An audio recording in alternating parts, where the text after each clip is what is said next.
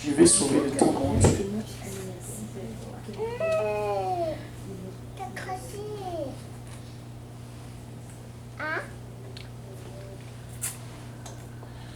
Voici ce que la Bible dit.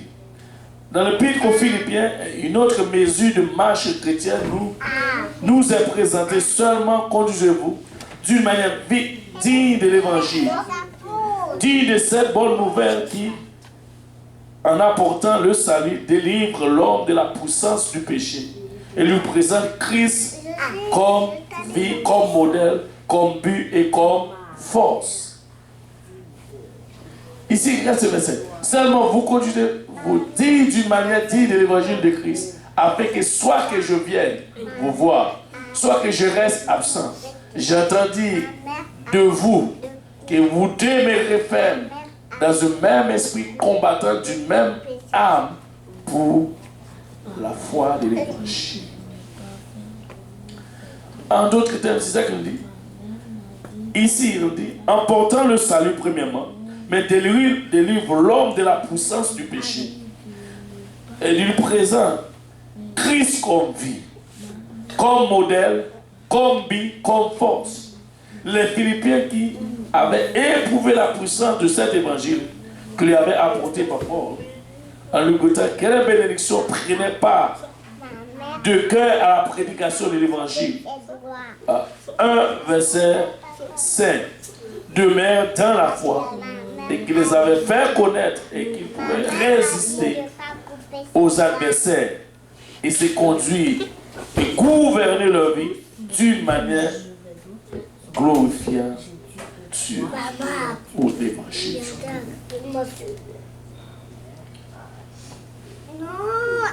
Si tu veux que ta vie glorifie Dieu, ou tu veux rester ferme, maintenant, il y a une façon de conduire ta marche, petit. Dis, c'est une bonne nouvelle. Il amène le salut.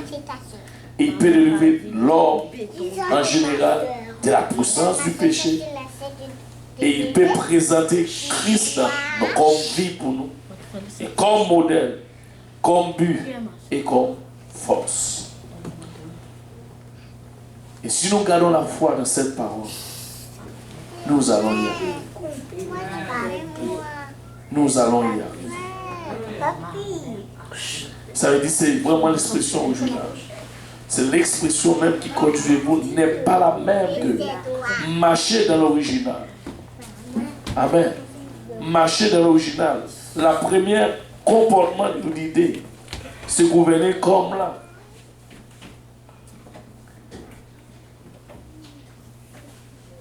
On va lire le dernier verset 1. Acte chapitre 23, verset 1.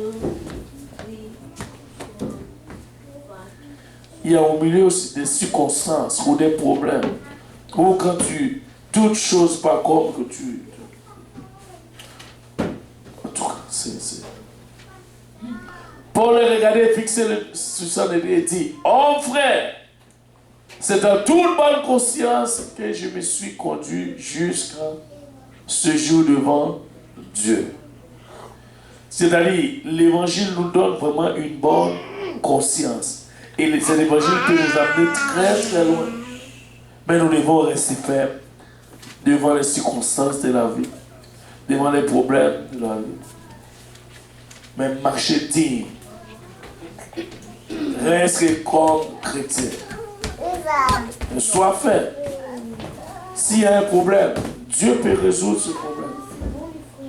Il n'y a rien qui est possible, il n'y a rien qui est difficile à Dieu. Mais sois ferme vraiment dans ta marche. Reste devant Dieu.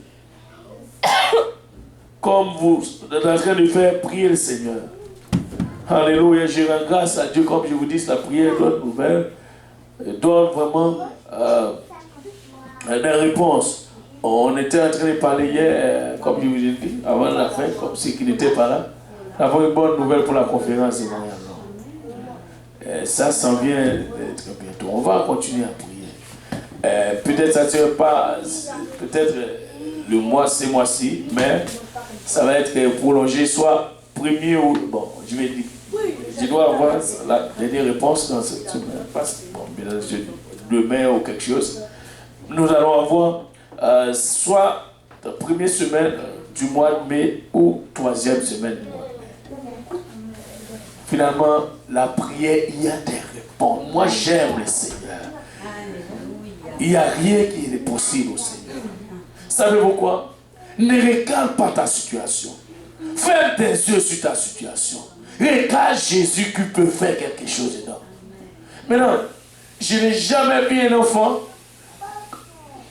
Nous sommes les enfants de Dieu. Est-ce que quelqu'un croit ici qu'il est un enfant de Dieu? Je vais juste prendre un exemple. Il n'y a pas un enfant où le combat est trop pour lui. Il va rester devant le combat. Il va courir chercher son père. Avez-vous remarqué quand quelqu'un est plus grand qu'un enfant, il a tapé? Qu'est-ce que l'enfant fait? Il court. Papa, lui, c'est lui, il va taper. Qu'est-ce que papa peut faire? Papa peut briser ou piper, casser ses dents. C'est-à-dire, notre situation maintenant, nous ne pouvons rien faire. Ne le regarde pas. Couvre papa. Papa peut briser, peut démolir. Et c'est lui. Avez-vous, il y a un son même qui. C'est papa qui peut dire arrêtez et sachez que je suis Dieu.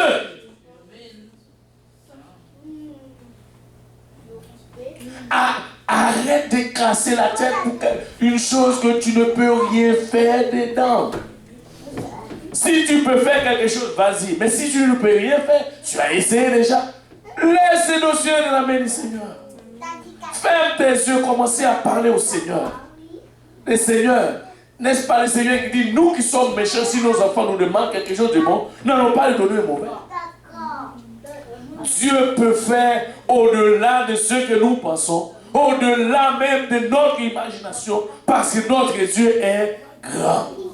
Mais il nous a demandé tout simplement, nous avons plusieurs exemples, persévérer dans la prière, marcher d'une manière digne dans l'évangile. Nous avons beaucoup encore au Seigneur. Je ne sais pas quand est-ce qu'on va finir cette leçon, mais persévère.